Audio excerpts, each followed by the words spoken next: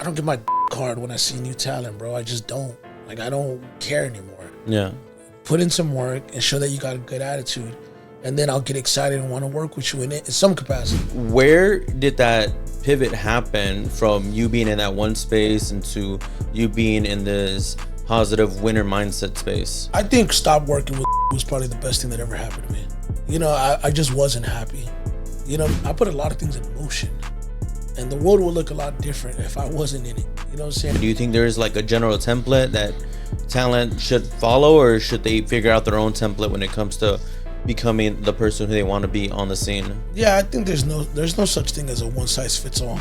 I say this very confidently. Like, I believe that if I was just to buckle down and focus on content creation and podcasting, I'd dominate. Nobody ever asked me that question before.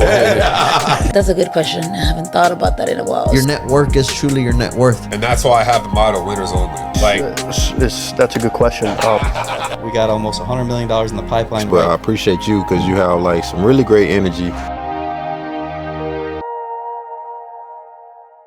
Welcome back, everybody, to another episode of Direct Discussions Podcast. Here we are again today. Wow, what an incredible start to the year, right? I mean, we ended 2025 on a high note, and we're coming in 2025 with full force. Anyways, you guys, today I kind of want to wind things down a little bit and kind of just, shed some light on some of the incredible things that this gentleman has been doing in 2025. And I also kind of want to just have him on here to kind of, it shows the level of gratitude that I feel that this person is deserving of, so to speak, because, man, without him, there is so many moving parts in the world that won't be moving. Ladies and gentlemen, SmoothVega. What's up, man? We back. And look, this is gonna be 100 times better than the last interview. I think the last time I came over here, I was kind of in a weird space in my life, like kind of in a funk. And I think now, like, I'm fully healed from all that. Whatever was going on, I'm just not on a personal, side. Like, I was kind of just going through a transition, both professionally, personally, and in general. And I probably shouldn't have been doing interviews at that time, but you asked, and I did it. And I'm actually doing more of, like, I think the older that I'm getting, I'm doing less interviews just by choice. Mm-hmm. You know what I mean? Like, people will hit me up, but it's like, got to make sense. What am I talking about?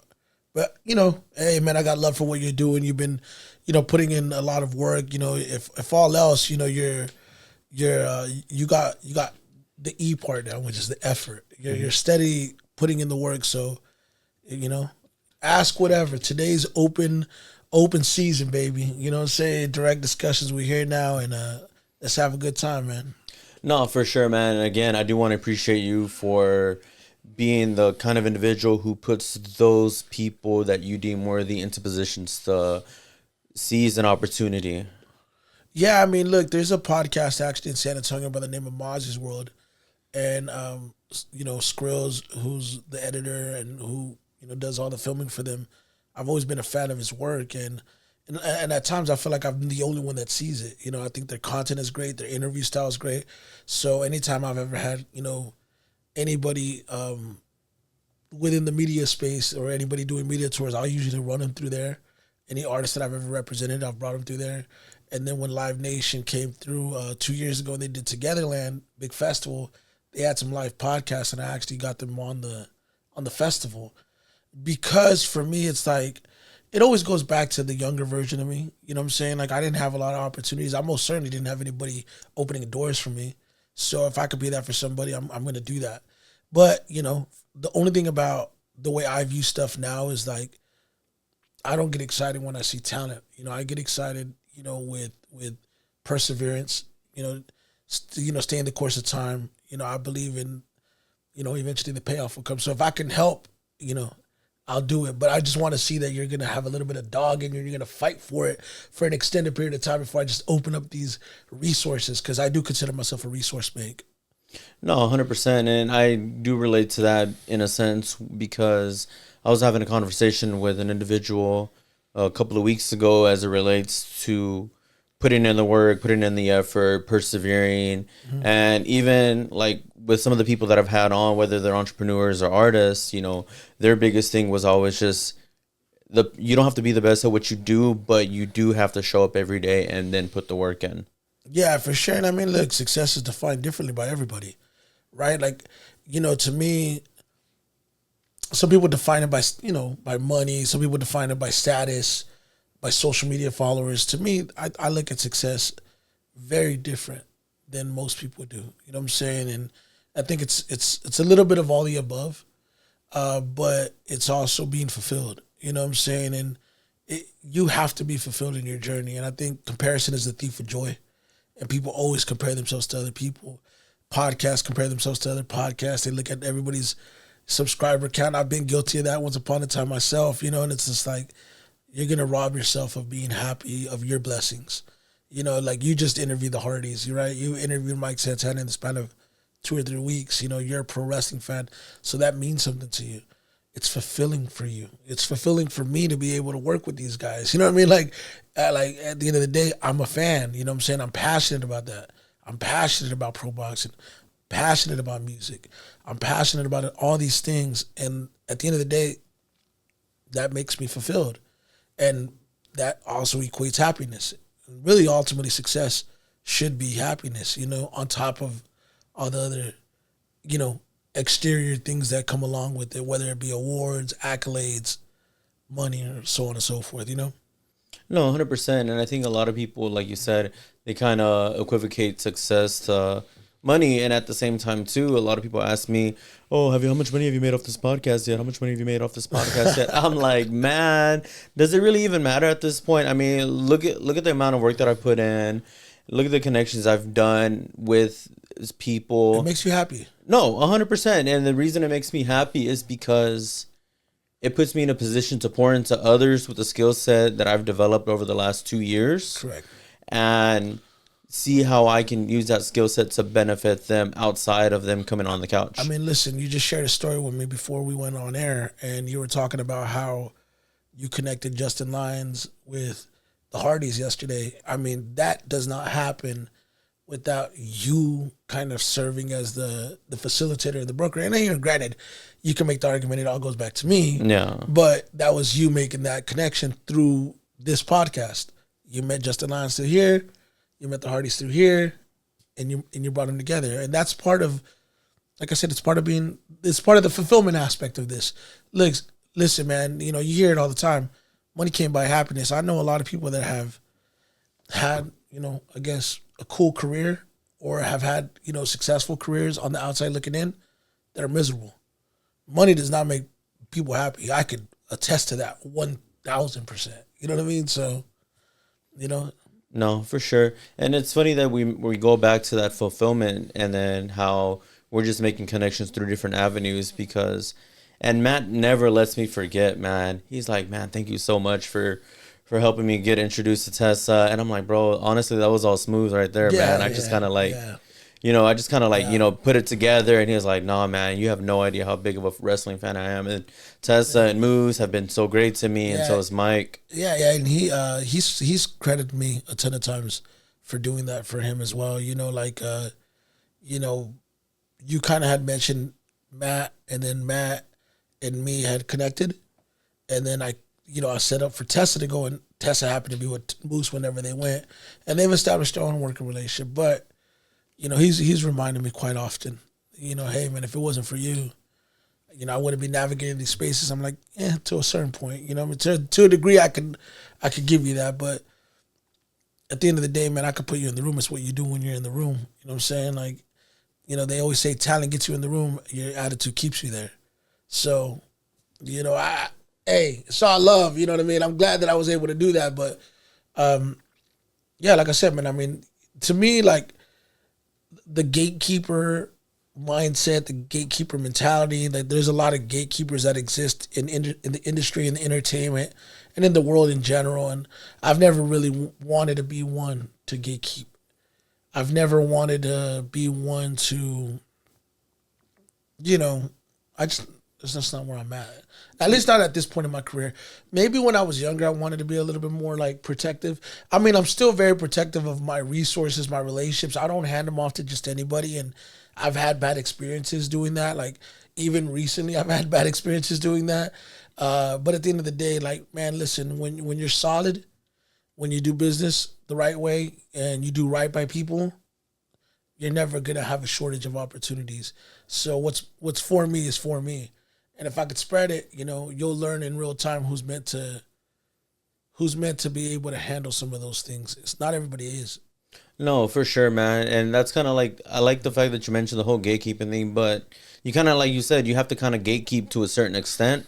It's almost kind of like getting hired at a job and saying, hey, these are the prerequisites. We're not just going to let anybody in. But I'm not saying you can't have a job, but this is what I'm looking for to get you a job, so to speak. Well, I mean, you just got to be qualified.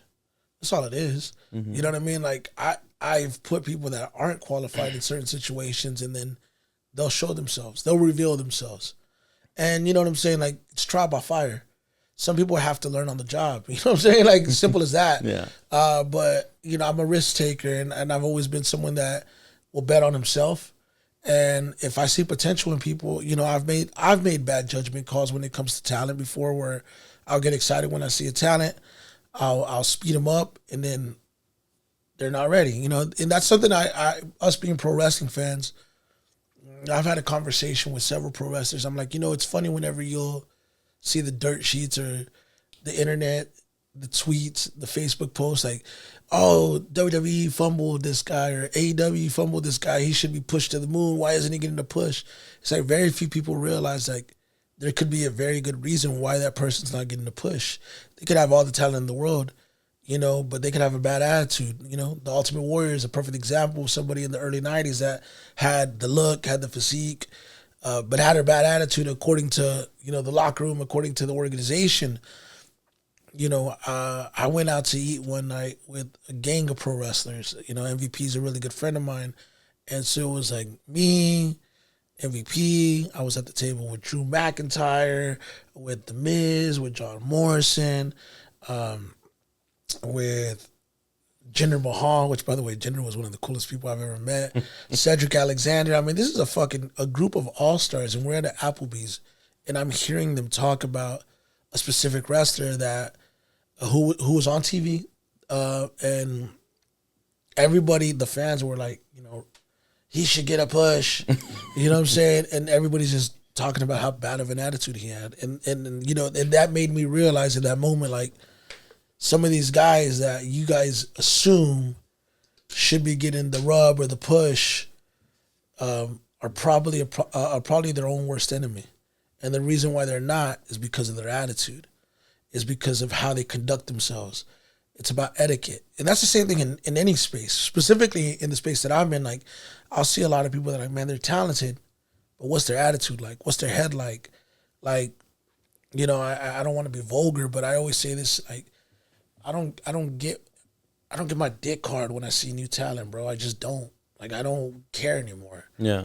Put in some work and show that you got a good attitude, and then I'll get excited and want to work with you in some capacity. I know that's a little vulgar, but it's this the way I talk to people whenever I really start analyzing and assessing talent.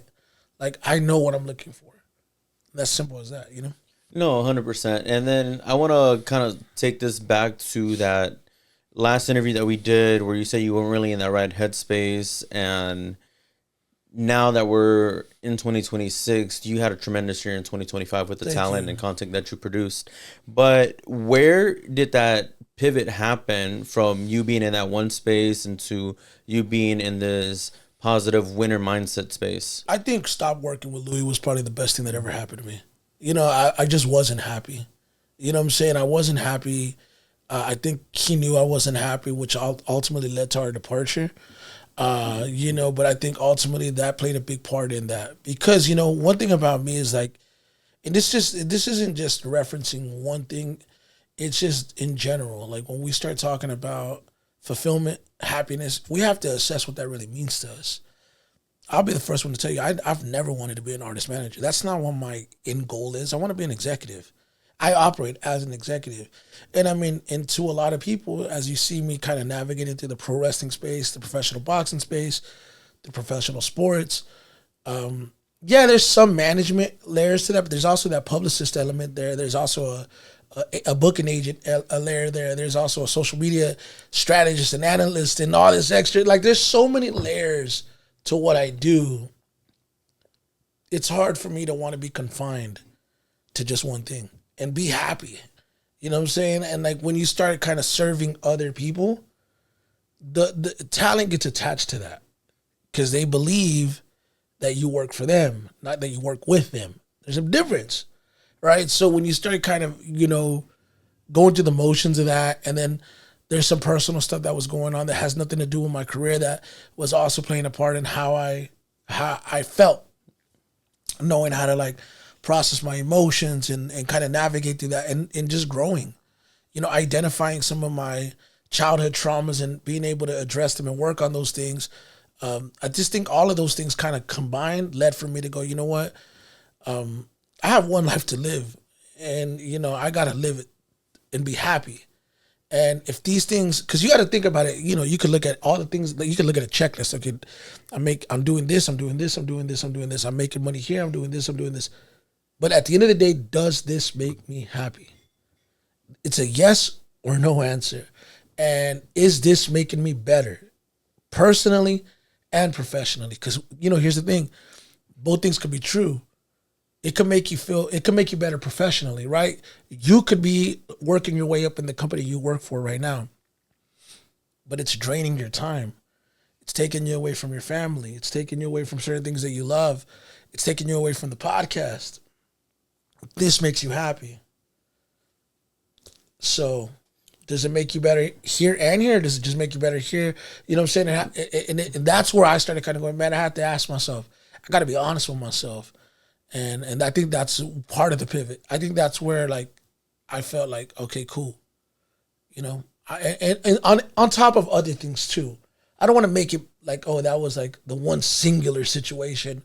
But I think that played a big part in it for sure. No, for sure. And I kind of like the way that you weigh your options as to what makes you money versus what makes you happy. Because I think it's very important to do that, like you said, where a lot of the times people want to do one thing that makes them really happy but doesn't make them any money. But once you find the right balance of that, then, you're put in a position to apply yourself at a higher level, so to speak. But let's talk about January, February, March, because you've done a lot of content with your talent that you manage through the sports avenue. If you just want to share some of that stuff and how that came to fruition. Well, hold on. Let me get back to what you just said, because I think that, when I was talking about, for me, for example, 2022, which was the last time, 2022, 2023, that was right before I started kind of like managing more talent, because I took on Crystal Poppin in 23. I took on Louis the Singer in 23. I eventually took on Frankie the end of 23 going into 24.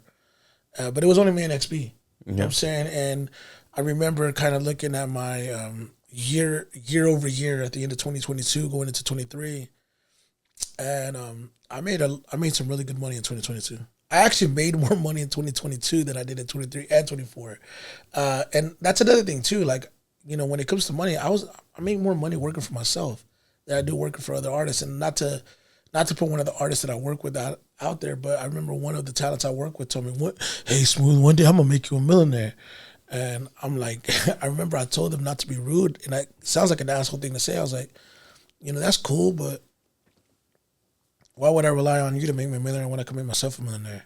Because in order for me to make $1 million off of you, I got to make you $5 million for me to make $1 million, or $4 million, or whatever the number is, So essentially, I got to work really, really hard to make that when I could just do it myself. And there was plenty of opportunity. There was plenty of times where, during the process of me working with some of the talents I was working with, that I would be on the road for an extended period of time, or I would be moving around, and it's like you start kind of looking at the hours, not just the hours that you spend at the event, but the time that you take to get there, the time that you're the commutes, just being away from home altogether. And then you look at that versus what you're making, and then you look at nights like Still Tipping, where I cleared over 35 grand in profit in one night. You look at these nights where I'm like, yo, I make this in a night. I make this, what I made in one night, I made in 8, 9, 10 shows over here. Like, do you know what I'm saying? And also like, it's a disservice for me, at least, from a skill set standpoint, to relegate me to just being on the road, to doing these things. Like I don't really enjoy it. Like I actually think I'm at a point right now where if I do it, it's on my terms. You know, I want to do it when I'm good because I feel like I have a lot of things to offer. You know, so but to your point, look, man, you know, January, February, March of 2025. I mean, look, bro, I ended 24 and I was forming a production group, you know what I'm saying, called the Architects. And, you know, I've always been passionate about producing music, but I had never really taken the reins to go and start making music. And so I put a team together. You know, originally it was supposed to be 4 of us. It went down to 3 of us. And I just started assigning my boy S.A. Partner with a bunch of tracks like, hey, I want you to do this. Hey, I want you to do that. And he was just working, chipping away. And, you know, towards the end of the year, I was like, hey, man, cook me a theme song for Tessa Blanchard. I'm going to send it to her. She didn't ask for it. She didn't even know that it was coming. And I just sent it to her. I was like, here, I made you a theme song. And I had no idea that she was about to go back to TNA. I didn't know that at the time. So I sent it to her. But when he sent it to me, it was empty. You know, it just had a few like little drops on there. And I said, yo, I'm going to get Crystal on here. And then I sent it to Crystal. And then that led for, you know, Tessa and Crystal to do the song together. And then that's whenever Tessa was like, oh, by the way, I'm going to be back on TV in like 3 weeks. And I want to use this. I was like, oh, shit. So that's how all this came together. And it just so happened to be in Dallas. So that was the first placement of the year. But you also have to keep in mind, like, you know, I've learned a lot, you know, being around, you know, the industry, both on the promoter side, the booking agent side, and also on the major label side. And I've really learned what matters in this business, and that's ownership. And the more that I've learned about ownership, I started learning about, okay, well, if I start producing the music, I started kind of like, because I've always been the guy to create his own opportunities. You know, I didn't get booked as an artist when I was coming up. I was, you know, I created my own shows. Mm-hmm. And that's what led for me to be a promoter. Mm-hmm. So I wanted to branch off into sync. I think Crystal Poppin, for example, whether she reaches mainstream success or not, that doesn't even matter. She has a solid voice and a solid niche for making good sync music. Like her music will sound good on commercials and movies, you know, theme songs. I already knew that. So it's like, oh, you know, motherfucking, they're not going to call us. So we got to create it ourselves. And that was the way that the ball started rolling. So I did that for her. And then that led for her to be on fucking TNA wrestling.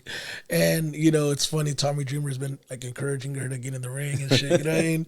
And then that's kind of where it started. And there was a few other plans that kind of like, and as that was happening, which wasn't originally on script, you know, we released the record with Paul Wall, and then we started releasing like a series of freestyles, and that really took her brand from here to here. And I had been telling everybody, I'm like, look, man, if specifically with Crystal, you know, she's not a rookie. She's not a new artist. You got to create some form of new artist energy with her.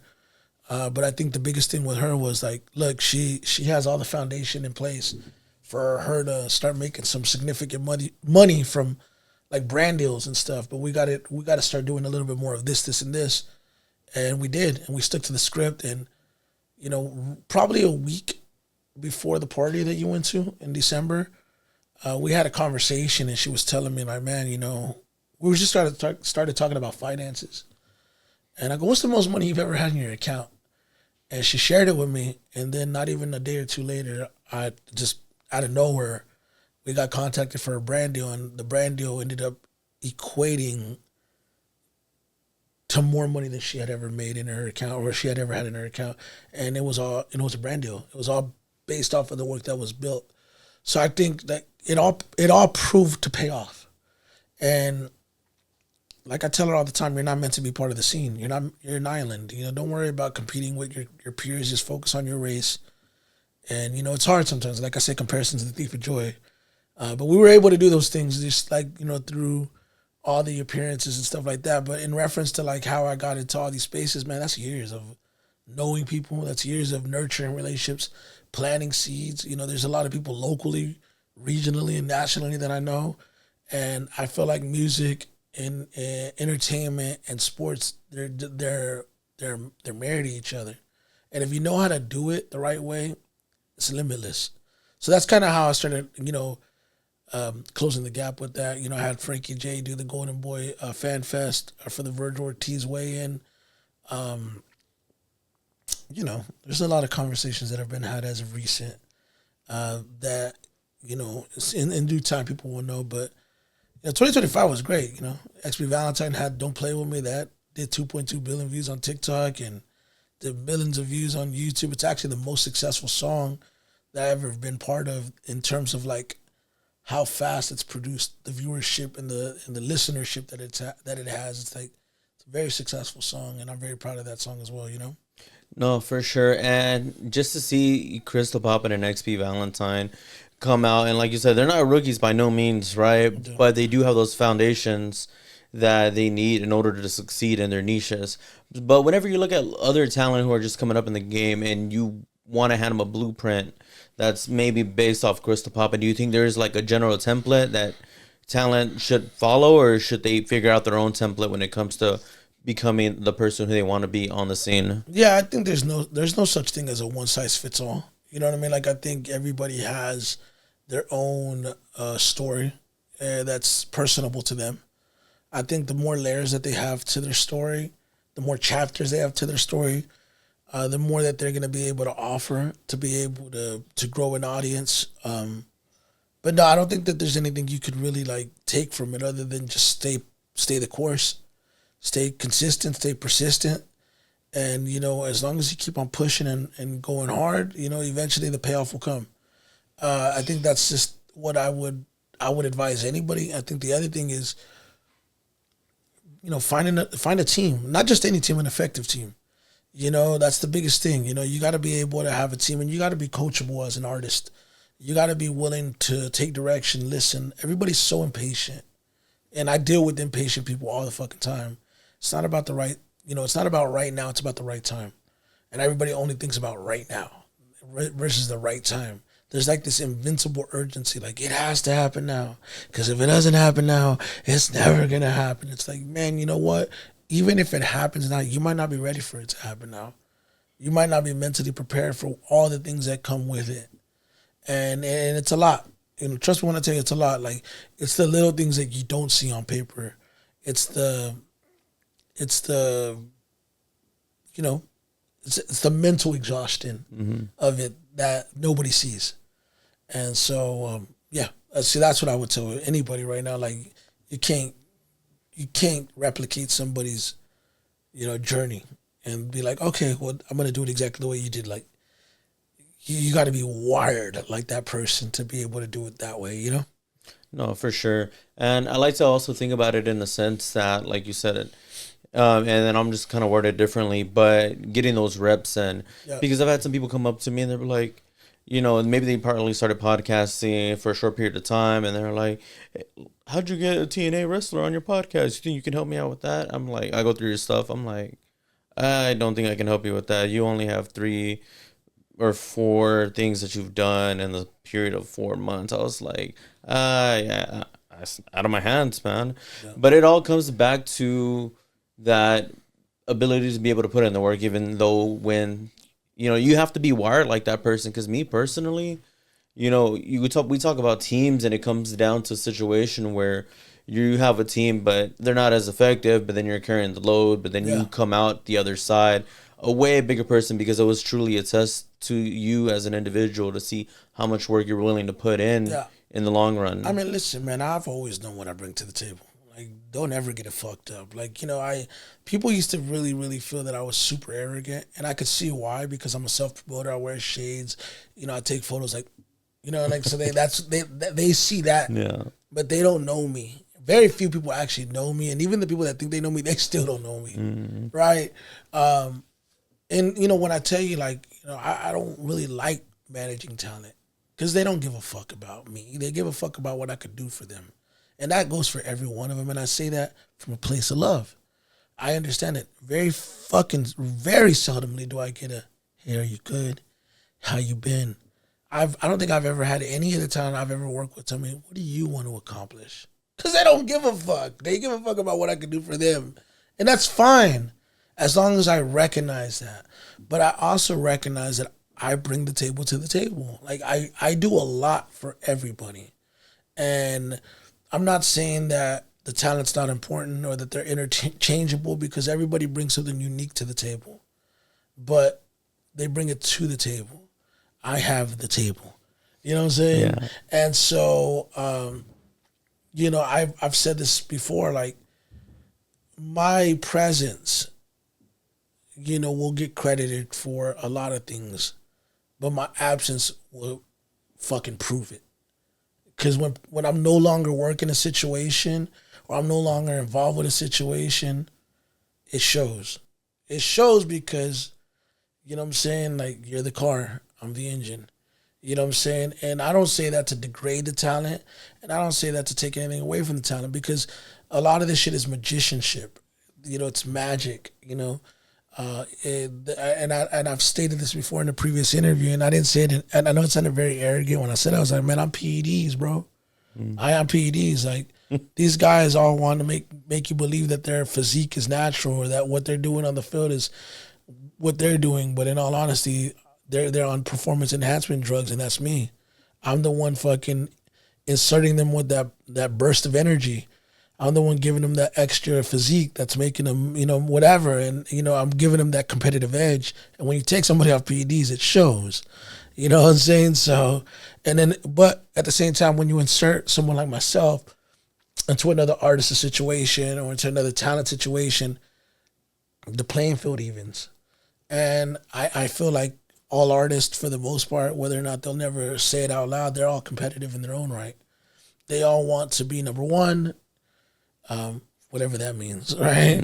And they all want to be the favorite. So it's tough, man. It's tough being in that type of situation, but, you know, kind of being mindful and having a clear understanding of how that works makes things a lot easier, you know? No, for sure, man. Especially when it comes to, like you said, talent wanting to be number one. And it's kind of one of those situations where, like, the higher you get, the less spots there are for certain talent out there. So you have to be, like you said, we go back to fulfillment, where you have to be fulfilled at whatever level you're at as a talent or a musician or an artist or whatnot. Yeah. But are we going to get Crystal Poppin in TNA? Is she going to start taking bumps or what? What's going on with that? I mean, I don't know, man. Listen, like I mentioned, Tommy Dreamer had expressed, you know, for her to, you know, possibly do some stuff. You know, I mean, I haven't talked to Tessa. You know, I mean, I feel like out of respect to Tessa, like, you know, the whole reason I'm involved with TNA is because of her, you know, and it's kind of like, well, whenever Impact, because I've been knowing her now for 6 years, and I've been working with TNA for 6 years, but I stopped working with them when she left, and I started working with them again when she came back. So she's always been the bridge for me and them. You know, that's not to say, like, obviously I work with MVP, I've worked with R-Truth, you know, so I have my own relationships outside of her, but, you know, I would have to have a conversation with her before we could really explore something like that. But I mean, look, never say never, right? But yeah. I mean, me personally, I don't know that that aligns with what we're trying to build for her at the moment. But would you take a bump? Hell no. Hell no. You know, I would love, I mean, as a fan, you know, it's always a dream, right? To be part of that. But I think the older that I'm getting, the less I care about attention, the less I want to be in front of the camera, which is part of the reason why I'm not doing as many interviews. And I say this confidently, you know, I have my own podcast. I haven't been producing content as frequent. I did a few interviews recently just to kind of get my feet wet. You know, I switched production teams on this next set of episodes, kind of test out Prophecy, see what we can do with him. But I respect the art form. I think that podcasting and like anything else, like if you're not going to dedicate yourself fully to this, you know, it's you're not going to have a lot of success. You know what I mean? But I say this very confidently. Like, I believe that if I was just to buckle down and focus on content creation and podcasting, I'd dominate. I feel like I've already shown glimpses of that. Like, I charted, you know, on Spotify, fucking 41 in the whole entire US on all genres on my first episode of the SmoothVega podcast when I switched names. And I have a good subscription base. I just haven't actively done it. Like, I hit 86,000 TikTok followers almost instantly, and then I stopped feeding it. Because it's not, because I mean, like I said, man, like right now my goal, that's not where my mind's at.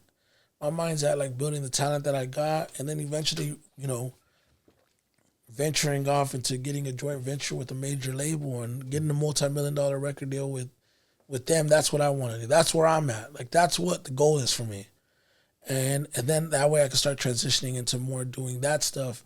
Still have my hands in all this, because the beauty of what I've been able to do as of recent with professional sports, with professional wrestling, with professional boxing, and then mixing it with the music, is I've created an ecosystem to where I can work music. And so when I sign to a label, I'm going to have a lot of places that I could work music through. I'm not going to be, going in the dark into any situation. You know what I mean? Like, it's very strategic. No, 100%. It's kind of like laying the groundwork for the future that you're preparing for, that you so rightfully deserve, in the sense of, hey, I've been doing this for over 20, going on 30 years of work. Now, once you get to that dream, it's like, hey, it's all plug and play at that point. But I want to talk about that party that you had and how it related to kind of just capping off the 2025 year, and what did it mean to have all those people around and just kind of bringing everybody together in a sense, and paying Chico and KV their respects respectively. I mean, I feel like, there's a difference between being a quote unquote boss and then being a leader, right? That was a culture building event. Like I wanted to create a culture within my team, within the people that are, everybody I invited there. And listen, there's a few people that got their feelings hurt that they didn't get an invite, which is crazy because it's not that type of situation. It was like, it was small, it was intimate. There was a handful of people there for sure, but it was for me more about them and less about me. I want to celebrate, the people that work hard year round, that contribute to everything that I got going, that everything that the talent has going on, and I want to let them know that they are appreciated. Because words can only carry so much weight. When you treat people like shit, they don't want to be around you. When you treat people like shit, they don't want to work for you. When you do wrong by people, they stop fucking with you. So it's important for me to constantly remind everybody of their worth and give them their flowers. And those guys are selfless. And I felt that they deserve that. So it was cool, man. And it was also my way of celebrating. I don't ever celebrate. I don't ever sit there and, it's kind of that Tom Brady approach. I told you before, like, what's my favorite show? What's my favorite event? What's my favorite, ring? The next one. And it's like when you operate in that mindset where it's always what's next, you never just stop, process, reflect, and go, you know what, man, we did good. We did good. And I think it was time for us to have that moment where, like, we're good. We're good. We've worked hard, and we deserve to celebrate a victory. And this is the victory, man.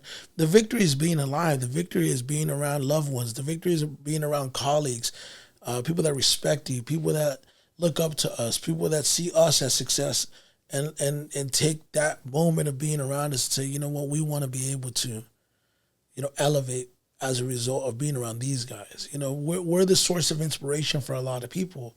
I know for a fact, I was just talking to a really good friend of mine. I was like, man, it's taken me so long to accept who I actually am. Because, there was that period of time of imposter syndrome, and then, self-consciousness, a little insecurity, all these things that you go through, am I really good enough? And this, as I'm experiencing that, I'm winning awards, and as I'm experiencing that, people are looking up to me like I'm the big dog or whatever. But I don't feel that way. I walk to Walmart and I don't act like I'm the big dog. I'm just like, man, I'm just chilling. But as you start kind of getting older, you start realizing, well, hold on. Kind of am, you know what I mean? I influence a lot of fucking people. I've had a very, very profound impact on my city, on my race, on my culture. I've for years. I mean, you're talking years upon years. Elementary schools, middle schools, high schools, universities.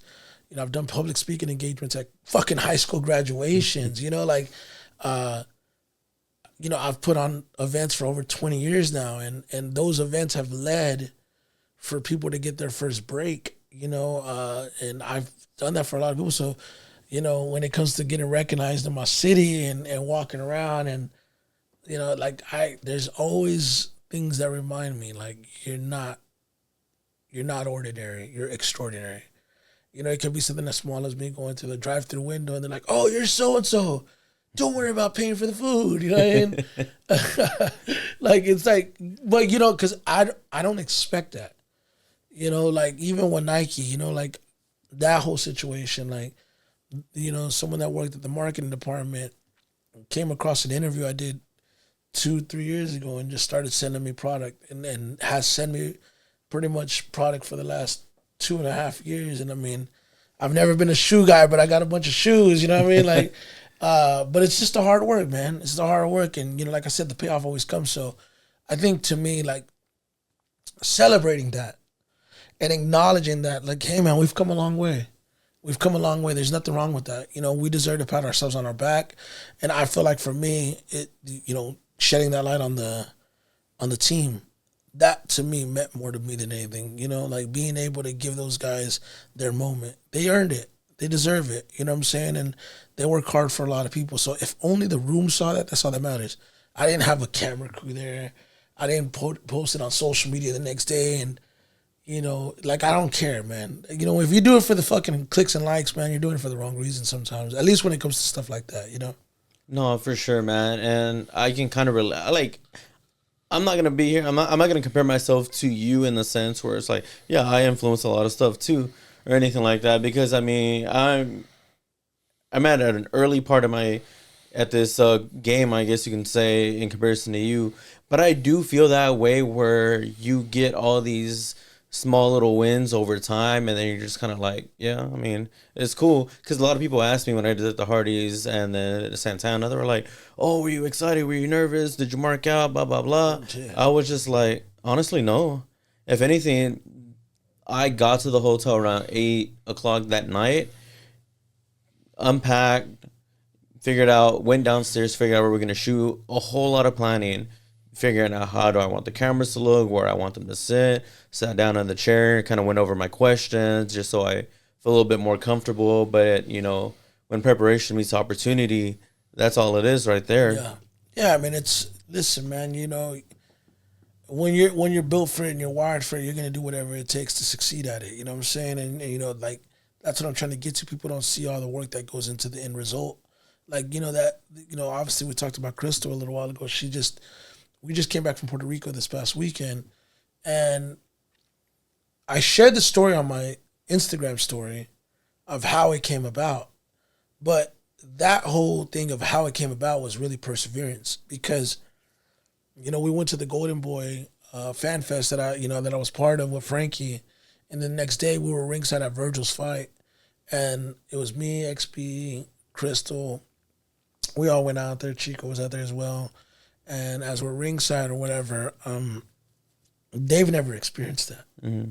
I've experienced it a handful of times, but the bright lights, the fact that, you know, and I think that fight as well is Fort Worth, Dickies Arena. Probably the first time that I recognized how big my local celebrity was. I couldn't go anywhere that night. Everybody was taking photos. People were stopping me. There was people from rows up, like, because I'm down here, they're up there, like, there you go, like, you know what I'm saying? And I don't think the girls had ever experienced it to that degree.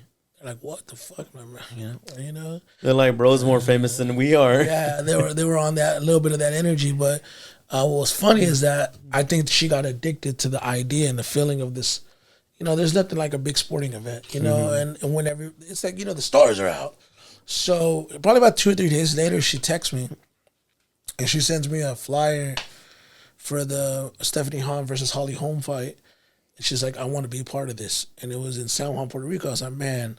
As soon as I saw the telecast, I saw all the, involving parties, I was like, this is going to be a little tough. Not impossible, because Stephanie had already reached out to Crystal a handful of times to walk her out for previous bouts. Probably like 2 previous bouts. I think she even walked out to Champions her last fight. And they're both from El Paso, so, you know, maybe there's some synergy. So I initiated it. There was some early interest. We started the conversation. And then when we were about 2 weeks into the approval process, they denied us. And they're like, oh, well, she's not going to be, she didn't get approved for TV. Look, I don't even want to get into all that. I was like, all right, cool, but in that time frame, in my mind, I was like, what does Stephanie Hahn owe Crystal Poppin to allow her to walk her out? Other than the hometown connection, there's no reason why Stephanie should share valuable TV time with her. Like, I want to say this was the biggest fight of her career, the first, nationally televised fight of her career. Why would she share that with Crystal? You know what I'm saying? Yeah. So I said, if there's a chance of this happening, it has to be special. And so I took it upon myself, and I'm not trying to take credit, but I just got to keep it real. And I went and I produced and came up with the concept for the song, The Moment, which is ultimately the song that she ended up walking her out to. And we submitted it to Stephanie after we recorded it, and Stephanie fucking loved it. So she's like, oh, hopefully you can walk out to the song with me. And I'm like, well, they've already denied us. And so she's like, well, at very least I'm going to walk out to it. So we kind of just accepted that that's what it was going to be. And somewhere in that time frame, I said, you know what, let's just preview it on social media. It's not like we're going to walk out with her. And we did, and then it got such a good reaction that it kind of started up the conversation. Well, hey, can you walk out? And, man, we're getting close at this point. So finally, Crystal tells me, I have a feeling they're going to reach out to us the week of the event to do it. I was like, we'll see. We shot some content with Stephanie in between there for the song. And sure enough, Stephanie messages us on Monday or Tuesday. They approved you guys for TV. She was kind of working on it on her own. But that does not happen if there's still not that constant effort, that persistence, and that constant want to make it happen. And that's how, man, bro, listen, nobody sees that. Nobody sees that. They just see it on TV and, oh, shit, you're on TV. Man, there was a lot of steps that got to that point. You know what I'm saying? But it's work. It's work. Like I said, and, to sit here and say that I'm appreciative of it, I am for sure. But am I surprised? I'm not. I'm not surprised. I've been doing this for a long time, man. Nothing surprises me. And so, preparation meets opportunity, to your point. No, for sure. So all of this kind of spanned in the period of what, 1 or 2 weeks, give or take? Probably say 3 weeks, 3 to 4 weeks max. From the inception to the end, But the flyer coming into my possession was probably November 10th, 11th. And then I started putting the emails, but you're talking end of year, Christmas, holidays. There's a lot of things that were preventative from it being a priority. Oh, yeah. So I get it, but that's kind of how it went down, man. So, okay, so y'all guys get to Puerto Rico, you land, you meet up with the team, you kind of go over certain things. But what are some of the backstage moments that were shared there while y'all were there? I mean, I landed at Puerto Rico at 4:30 in the morning. I didn't go to sleep till 6 in the morning. I got up at 10 in the morning, and we were at the arena by noon. You know what I'm saying? So it was pretty nonstop. She did rehearsals, and then ultimately, she went into, whatever. But I mean, listen, I've been part of moments like this. It's a big moment for El Paso. It's a big moment for Stephanie. It was a big moment for Crystal. For me, it was a big moment because it was a big moment for them. It wasn't necessarily a big moment for me. I'm not going to go, oh, this is top 20 moments of my life. Yeah. It was cool to be part of it. And it was just I think there was a little bit of surrealness. Damn, there's plenty of times I can't believe I pulled it off. And then I'm like, I can't believe it actually. You know what I mean? I can't believe it. I think the only thing that made me feel a little bit damn, this is crazy was the fact that song came from my mind and it was it just kind of came out of nowhere in the span of 2-3 weeks. It's damn, we just recorded it, now it's on TV. That tripped me out. But then again, that doesn't really trip me out either because it's this is what I've been practicing my whole life for. This is what I've been working my whole life for. It's not that's the thing about it. You know what I'm saying? I don't think people understand. I'm never really surprised by anything that happens in my life or in my career because, I belong. You know what I'm saying? I 1,000% belong. I believe that, and it's funny that it was her versus Holly Holm because I shared the moment that in 2015, 2016, there was the the build up for the Ronda Rousey Holly Holm fight, like the making of or the 24/7, the docu-series, like 2-part, and it was on Fox Sports. And I've shared this before, but Ronda Rousey said in that piece, she's like, man, I remember whenever I got out of the Olympics, she was a medalist in judo. She's like, there wasn't a career path for us at the time because there was no MMA fighters, no MMA for women at the time. So she went back to bartending, or she was bartending. I don't remember exactly the way the story goes, but she said she was at work, and they would always show the fights on TV, and that she would always like, get into the fights because obviously she was into it. She was training, and that one of her customers one day was watching the fight, and Ronda was like screaming at the screen like, "You're fucking doing that wrong! You should do this!" And the customer's like, "Man, what do you know about fighting? What do you know about that?" The customer says that to Ronda Rousey, and Ronda Rousey said, "There was nothing more frustrating in the world, knowing that you're the best at the world at something and nobody knows it." And that's how I feel. Like, I am fucking great at what I do, and I do a lot of things great. From social media to strategy to brand management to facilitating deals to being a resource bank. I understand that, to your point at the beginning of the interview, I put a lot of things in motion, and the world would look a lot different if I wasn't in it. You know what I'm saying? At least for a lot of people. I recognize that. And so, being the best at something, or at least feeling like you're the best, like in my heart, I truly believe I'm great at what I do. I don't know that I care so much about being the best now because it's so subjective, but like, it's like, I'm not surprised, bro. Like when I win the Grammy or when that happens, like, run this clip back, you know what I'm saying? And be like, I'm going to be like, man, I'm super appreciative. It happened. Oh my gosh. But am I surprised? No, I worked my whole life for it. What the fuck did I think was going to happen? You know what I'm saying? Like, am I really surprised that, the last year was one of my most profitable years to date? No, I'm not. Because I work for that. You know what I'm saying? Like, am I surprised that, XB Valentine has had her biggest song, biggest song of her career, and, that song is one of the biggest songs I've ever been part of? No, I'm not. Because we work for that. For fucking 4 going on 5 years, that is what we work for. You know what I'm saying? Like, Krista, am I surprised that these things are happening for her? No, because this is what we have been working for. But am I appreciative of it? Yes. And I'm thankful to God for every moment that we're given in that, these opportunities. Working with Frankie J has been an honor. Like, learning from him and kind of picking up on, where he's at in his career and how certain things happen. Like, I just got an email from the Houston Texans for him yesterday. And, like, am I surprised? No, I'm not. I'm not. You know what I'm saying? Like, I'm just, bro, when you work this hard for as long as you have, I have, and you dedicate yourself to this and nothing else, there's only one fucking result that's going to happen. You know what I'm saying? This is how I feel, so. No, for sure, man. And I, like, just to kind of tie this back towards the beginning about how a lot of things don't happen because of you, man. And, I mean, that's why, look, I know you talked about it earlier, how, like, a lot of people don't ever ask you, how are you doing? What do you do?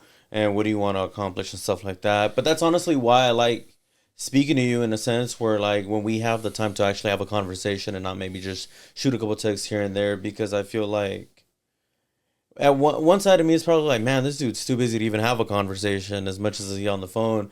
But the other side is kind of like, bruh, like, this guy probably just wants to talk about other stuff and not business all the time because that's all he hears. To a degree, yeah. I mean, like, listen, bro, there's times where I like my space. There's times I don't want to be bothered by anybody. There's times I just want to throw my phone against the fucking wall, shut it off, or do whatever. Because there's that part of me that's like, nobody really, like I said earlier, nobody gives a fuck about what I want. Nobody gives a fuck about what I'm doing. They give a fuck about what I can do for them. Like people, especially artists, do not know how to give people space.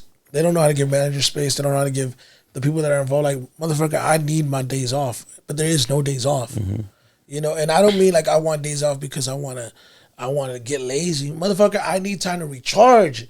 I need time to recalibrate, to do all that stuff, right? Just, I'm human. You know what I'm saying? Like, no. I might make it look like I'm superhuman, but I'm not. So let me figure this out. Let me get in alignment when I'm out of alignment, so I could be the best version of myself. But there's like with talent specifically, they feel like when you spend time on yourself, it's a threat to their, oh, you don't care about me no more. Oh my God, it's the end of the world. Ah! You know, it's like, come on, man. You got to be honest with yourself, man. Like, there's only so much time I have, and I'm still a father. I still got other priorities. You know what I'm saying? Like, I'm still a partner, man. Like, I got other shit I got to do. You know what I mean? No, for sure, man. And it kind of reminds me of that conversation that we had almost a month ago, how you're all like, look, man, if you don't ask me, I can't open doors for you. And you put in the work, and we were just kind of going back and forth about it. But again, like, it all comes down to the space that you need. And I respect that enough to be like, hey, let me see how far I can do before I even ask. Nah, man, I tell people all the time, if you got my phone number, use it. Yeah. You know what I'm saying? Like, use it. Like, you don't know what I can or can't do or what I'm willing to do or not willing to do. Like, but it is respect. You know, like, as long as people respect my time, like, and they respect the fact that, like, I don't have to do anything. Mm-hmm. I could that TNA shit, like, the last few days, I could have been like, fuck all of y'all. I'm the only one with the Hardy interview, which I have done. Mm-hmm. But I didn't want to do that because I'm about, like, I'm bigger picture. And I want to see, I like to be part of growth, and I like to be able to look back and say, okay, you know what, like, even if the payback doesn't come back from the form of direct discussions, but somewhere down the line, you get in a position to where you can open the door. You'll remember that the same way that other people remember that. Like, it's good karma, man. You put good in the world, you'll receive it. Law of attraction, right? Put out positive energy, receive positive energy. You feel me? So. No, for sure, man. And I can definitely relate to that in a sense where I made 2025 one of the biggest years where every time. So, okay, so look. It kind of all started at the beginning of the year after the Crystal Poppin interview. We kind of just said, a lot of the times some of us weren't in the right headspace, but me, I was the kind of person that had to put the metaphorical food on the table, so to speak, with the platform. And it was just one of those scenarios where I just got to keep going. And then it's crazy to think that I made it through this 2025 by pouring into the people I brought onto the podcast, whether it was, hey, I want to tell this story, I want to make some clips, or what else can I do for you because I have you on the platform? Like, how else can I pour into? And then when I got connected with MGK's guitarist, Justin Lyons, that happened on a whim because some guy saw what I was doing, and he was like, hey, I want to connect you with him. And we connected. We had a good conversation. Further after, I was like, look, man, if there's anything you want to do, if you ever want to come back on again, maybe tell a different story, if there's anything I can offer you aside from your time. And here's the other thing, too. As the editor of my own content, man, I can't tell you how many times these people have told me, man, I really like how you took care of my likeness. Yeah. And it all comes back to pouring into others and showing that respect for the people that pour into you. Yeah, for sure. I mean, listen, man, reciprocation is important. Appreciation is important. Kind of goes back to that conversation we had about the party. And when you're able to set a precedent in a culture that if you set the culture and you set the tone, everything else follows. So. No, 100%, man. So before we wrap up this fine hour of talking and catching up and just, sharing some of the back scenes behind of whatever you had going on over the last couple of months, years, or whatever, I want to know, what do we have to look forward in 2026 that you're willing to share? I mean, listen, I think there's a lot. I mean, I made no secret about it. I'm in the process of trying to close out a joint venture deal with a major label. I mean, we'll see how that turns out. Like, I think that's more for me. Mm-hmm. I want to start my record label. I'm already operating as a label. I think XB Valentine's album, I won't be surprised if it gets nominated for a Latin Grammy. That's the goal with it. You know what I'm saying? Like, we have a full Spanish album that we're going to release on her, and we're wrapping up. I'm very excited about that. And then, in regards to, like, Frankie J, just kind of hopefully releasing some new music on him. Acquiring new talent is always a goal of mine. I kind of wish you would have asked. You know, is there any talent that I've missed the opportunity of managing, or that I wish I would manage, or I had managed? Because there's a handful of talents that I've met with. I definitely want to branch out outside of music. You know, Thunder Rosa came to the studio several months back. We had a great meeting about me handling some branding for her and possibly some management stuff, but we just haven't got past a certain point. But you know, I think there's definitely that. You know, I've made no secret that, you know, Aaliyah Chavez over there at OU, freshman over there. You know, I've gotten a chance to talk to her dad. We're supposed to be on a quad 11, so I got to call them as soon as we wrap up here. But I mean, I've made no secret I want to work with her, and I want to be part of that because I think that's special. Same way that I wanted to be part of what Virgil Ortiz had going, you know, and I helped in my own way. Love Virgil. I was a little younger at the time, so I didn't know how to navigate that. But you know, I want to be able to start doing more outside of just what people expect. And you know, obviously, Crystal's doing what she's doing, and I think she's gonna have a great year as well. So we'll see what happens. You know, Man, no, for sure, man. I'm definitely looking forward to all the success and everything that comes into fruition by being the person who is.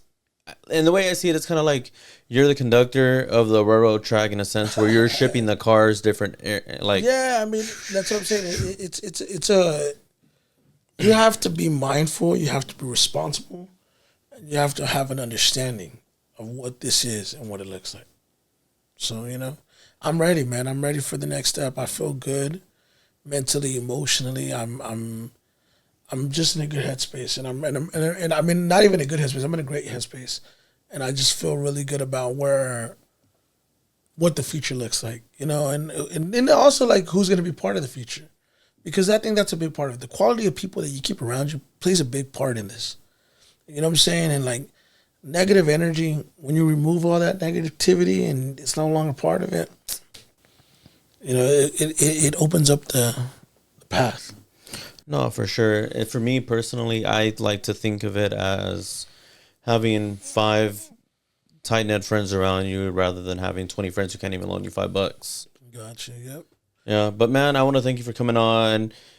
You know, right after the Hardys, that way we can kind of talk about everything we have going on. If anything, I am super excited to have you on again, maybe in the near future, and then let's talk more about what 2026 has to offer for you, man. We'll see, man. Hopefully we'll come back and we'll celebrate a big win. But for now, you know, the work is ahead. You know, so I try, like I said, I'm not really one to like, you know, like, yeah, look what I did. You know, now it's time. You know, now it's time to start locking in and just focusing on what's going to be the next step. You know No, for sure, man. I like that, though. And just, you know, put in the compounding interest, the work will show after. For sure, man. And I think the people that have kept up on my career, and that, you know, I've had a lot of people as of recent, like, man, you're crushing it. Like, I work with the Niners, work with the Panthers, work with Charlotte FC, work with the Mexico national team, work with Golden Boy Promotions, work with MVP Promotions, work with TNA Wrestling. You know, on top of the artist, on top of everything else I did, like, they're looking at that like you're doing great, you're doing amazing, and I'm just like, am I? Because, you know, I mean, I'm living it, brother. So I can't sit there and just be like, you know, look what I'm doing. You know, but I'm putting my best foot forward. And listen, man, I know what it is, man. You know, so living your truth, man. You ain't got to prove shit to anybody. Ladies and gentlemen, SmoothVega. I appreciate it. Thanks for coming on, man. Yes, sir. Thank you.